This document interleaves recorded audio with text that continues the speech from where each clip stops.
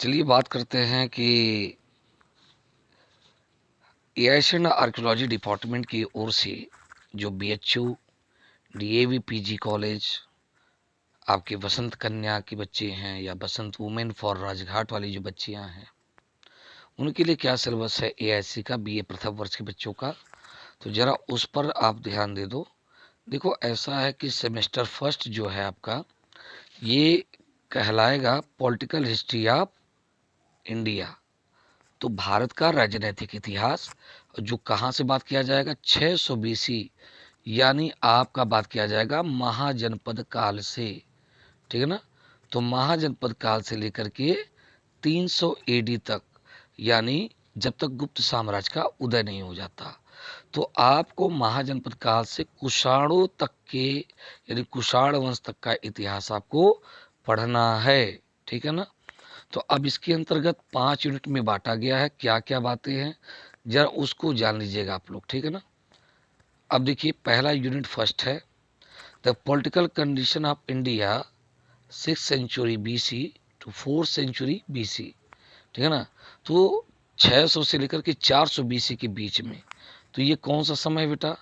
पहली बात तो political condition in 6th century BC mahajanapadas and republic.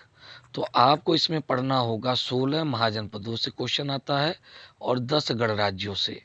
तो 10 रिपब्लिक एंड 16 महाजनपदाज। तो ये दोनों चीजें आपको पढ़नी चाहिए। ठीक है। दूसरी बात क्या है, वो कह रहा है कि rise of the Magadha empire. तो तीसरा क्वेश्चन बनेगा यूनिट फर्स्ट से कि मगध के उत्कर्ष के क्या कारण थे। जैसे वो तो भाई तीन ओर से पहाड़ियों से घिरा हुआ था गिरिब्रज, और तीन तरफ से पानी के जलदुर्ग के रूप में दिखाई दे रहा था पाटलिपुत्र। तो ये पहले इसकी राजधानी राजगिरी थी। पहले गिरिब्रज थी, फिर राजगिरी हुई, फिर बाद में पाटलिपुत्र हुई। तो कौन से कंडीशन थे, चाहे वो लोहे हों, चाहे उनकी सेना की बात करो, चाहे उनकी भौगोलिक कंडीशन की बात करो, तो कैसे उन्होंने वैवाहिक संबंधों के आधार पर विस्तार करते हुए कैसे मगध का उत्कर्ष हुआ और उसमें राजवंशों का क्या योगदान था, ये सारी चीजें आपको पढ़नी है rise of the Magadha empire में। यानी मगध साम्राज्य के उत्कर्ष के कारणों की विवेचना कीजिए, ऐसे क्वेश्चन बनते हैं। और अगला क्या है, हर्यक वंश पढ़ना है। अब हर्यक वंश जो 544 ईसा पूर्व में स्थापित हुआ, तो इसमें आपको पढ़ना है बिंबिसार, अजात शत्रु की उपलब्धियां और उदयन भद्र के बारे में पढ़ना होगा। फिर दूसरा डायनेस्टी आपका है शिशुनाग। अगर बात करें शिशुनाग वंश की, तो इसमें दो लोगों को पढ़ना है। एक तो शिशुनाग की उपलब्धियां बतानी होती हैं, एक दूसरा कालाशोक। आमतौर पे ये छोटे क्वेश्चन है तो लघुत्तरी में जाते हैं। ठीक है। और नंद में आपको बड़े में कौन आएगा, महापद्म नंद की उपलब्धियों के बारे में विवेचना करें या वर्णन करें। ठीक है ना। अच्छा अगली चीज क्या है, धनानंद से तो कम आता है, या कभी कभी नंद वंश के बारे में एक संक्षिप्त टिप्पणी लिखिए। तो इस तरीके से आपका 5-6 क्वेश्चन इससे बन जाते हैं। अब अगर हम बात करें यूनिट सेकेंड की, तो अब इसमें फॉरेन इन्वेंशन यानी विदेशी आक्रमण के बारे में चर्चा की जाएगी, जिसमें से दो हैं पर्शियन और मेसिडोनियन। तो अब देखिए एक्मेनियन इन्वेंशन, ये वही पर्शियन है जिनको एक्मेनियन कह रहा है वो। तो एक्मेनियन कौन है, हखामनी वंश, जो कि ईरान के में पाए जाते थे। तो ये लोग पारसी थे, तो इन्हीं लोग पारसी धर्म के मानने वाले थे, इसलिए इन्हें पर्शियन कहा गया। ठीक है ना। अब इसमें आपको पढ़ना होगा भारत पे ईरानी आक्रमण की विवेचना करने को लेकर के या उसका वर्णन करने के लिए आएगा कि डिस्क्राइब द क्या है पर्शियन इन्वेशन। ठीक है।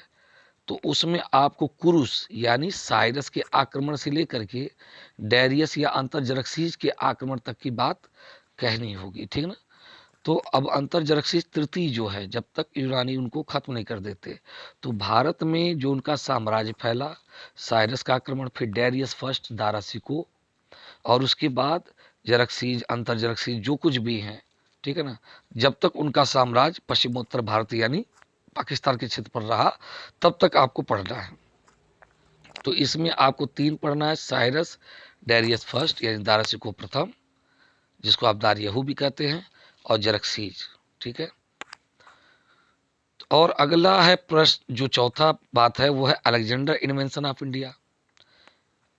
सिकंदर का भारत पर आक्रमण, तो उसने किस दर्रे से निकल करके कैसे आक्रमण किया, भारत के किन किन प्रदेशों को जीता और कैसे वापस लौटा, इसमें पोरस का युद्ध, आम्भी के साथ उसका मित्रता, ये सारी बातें आपको पढ़नी पड़ेगी। ठीक है। अब अगली बात करेंगे हम लोग मौर्यन डायनेस्टी के बारे में। अब यूनिट 3 में आपको पढ़ना क्या है, मौर्यन डायनेस्टी। अब देखिए इसमें पहला कि मौर्यों की उत्पत्ति के बारे में बताइए, ओरिजिन। फिर आपको पढ़ना होगा चंद्रगुप्त मौर्य के बारे में। बिंदुसार के बारे में नहीं पूछेगा फिर भी आपको पढ़ा दिया जाएगा। अगला है अशोक। अशोक से 2 क्वेश्चन पूछे जाते हैं, एक तो अशोक की उपलब्धियां बताइए और दूसरा अशोक के धम्म की विवेचना करिए, अशोका धम्म। ठीक है। और तीसरा क्वेश्चन कभी कभी मौर्य प्रशासन को लेकर के पूछ देता है, लेकिन आमतौर पे वो इलाहाबाद यूनिवर्सिटी में ज़्यादा देखा जाता है। और अगर हम बात करें अशोक के एक और क्या है, decline of the Maurya dynasty, Maurya साम्राज्य के पतन के कारणों की विवेचना करिए।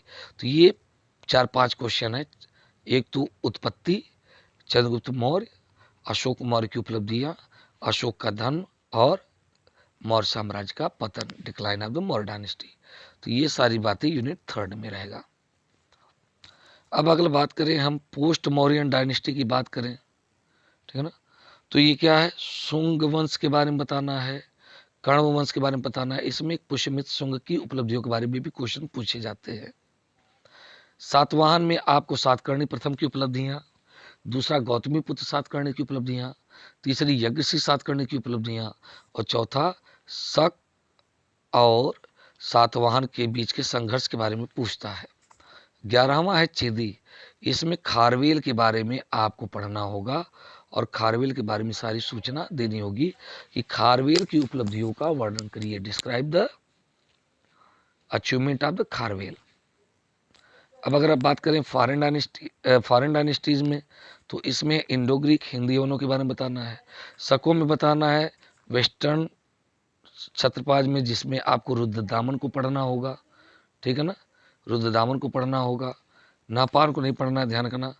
पहलव शक पार्थिनों के बारे में पढ़ना है, जिसमें आपको गोंडो फर्नीज पर ज़्यादा पढ़ना होगा। ठीक है ना, गोंडो फर्नीज।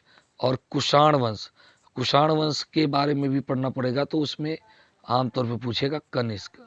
ठीक है ना, इलाहाबाद में तो कनिष्क की तिथि पर क्वेश्चन बन जाते हैं। तो ये आपका पैटर्न है।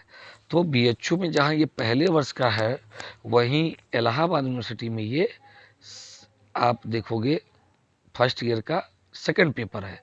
बीएचयू में क्या है, ये बीएचयू में फर्स्ट पेपर है और इलाहाबाद यूनिवर्सिटी में ये सेकंड पेपर है, ध्यान रखिएगा।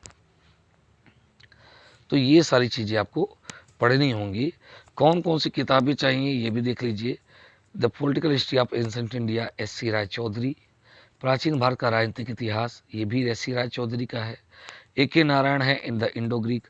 तो हम भी आपको बाद में बताएंगे कि क्या इसके लिए किताबें चाहिए, उसके अगले वीडियो में हम चर्चा करेंगे कहाँ से आपको मटेरियल मिल जाएगा।